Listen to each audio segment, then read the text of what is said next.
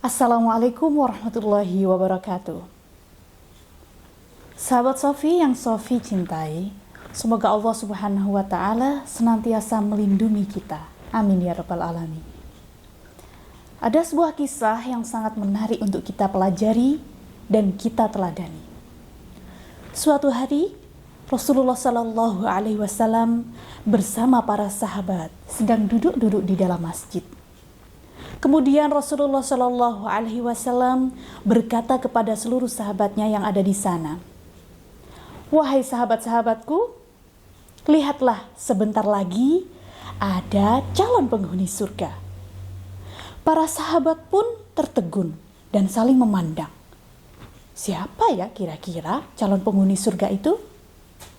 Lalu datanglah seorang laki-laki dengan berpakaian yang sangat sederhana, dengan menenteng sandal sambil air wudhunya masih menetes. Oh, ternyata itu batinnya para sahabat-sahabat. Di hari selanjutnya, Rasulullah Shallallahu Alaihi Wasallam pun mengatakan hal yang serupa. Wahai para sahabat, lihatlah, sebentar lagi calon penghuni surga akan datang di hadapan kalian. Nah, ternyata yang datang pun juga orang yang sama. Dan di hari yang ketiga, Rasulullah Shallallahu Alaihi Wasallam mengatakan cerita yang sama. Wahai para sahabat, lihatlah, sebentar lagi ada calon penghuni surga. Ternyata orang yang dimaksud pun sama, lelaki sederhana yang tidak terkenal. Kemudian sahabat Abdullah bin Amr penasaran, kira-kira apa sih yang bisa membuat dia ditakdirkan nantinya menjadi calon penghuni surga? Beliau pun menghadap langsung kepada lelaki tersebut. Wahai sahabatku, kata Abdullah bin Amr, bolehkah aku menginap di rumahmu? Oh, tentu boleh, katanya.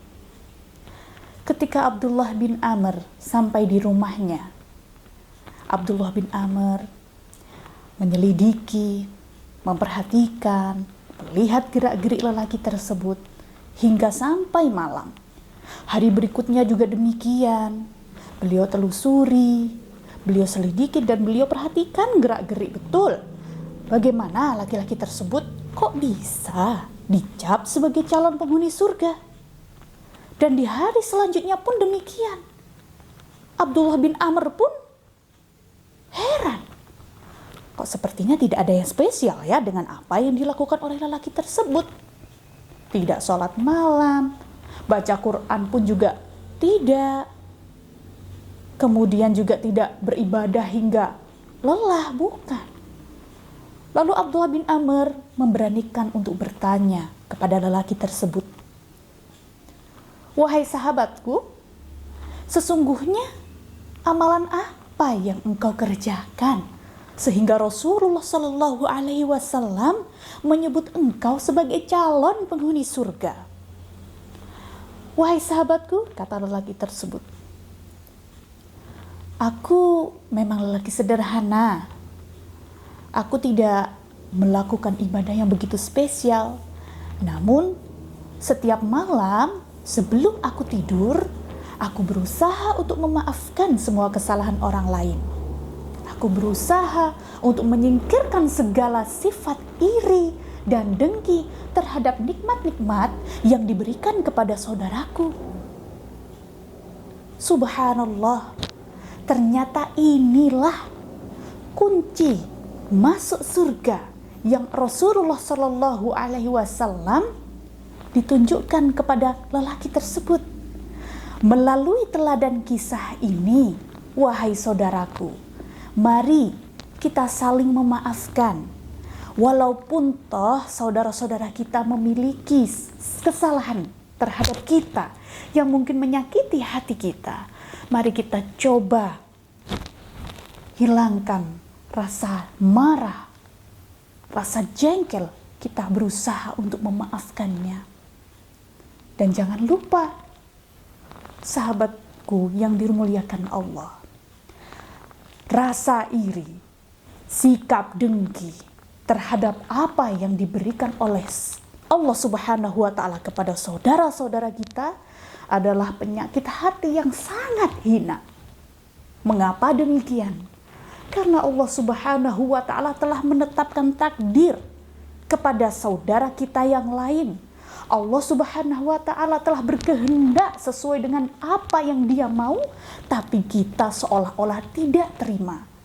Itulah sikap dengki. Di antara tanda-tandanya yaitu susah melihat orang lain senang, senang melihat orang lain susah. Susah jika temannya punya popularitas tinggi. Sedih jika tetangganya jadi orang kaya, punya mobil mewah, rumah besar dan mewah.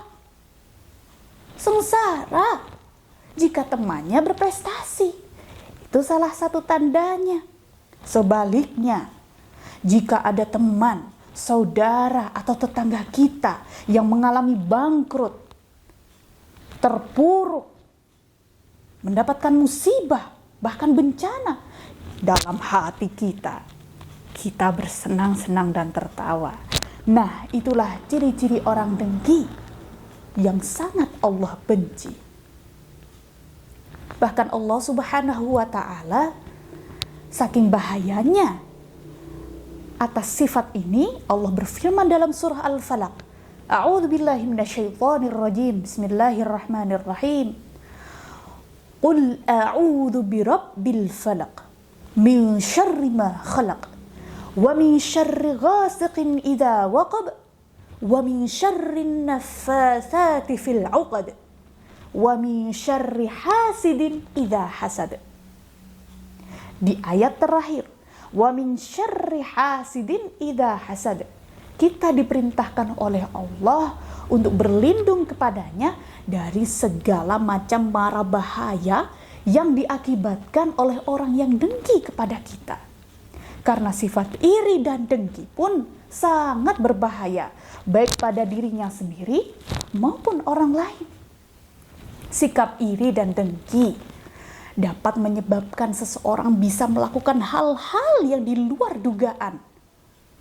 Bisa memfitnah, bisa menyebarkan stigma negatif, bergosip demi meruntuhkan martabat saudara-saudaranya.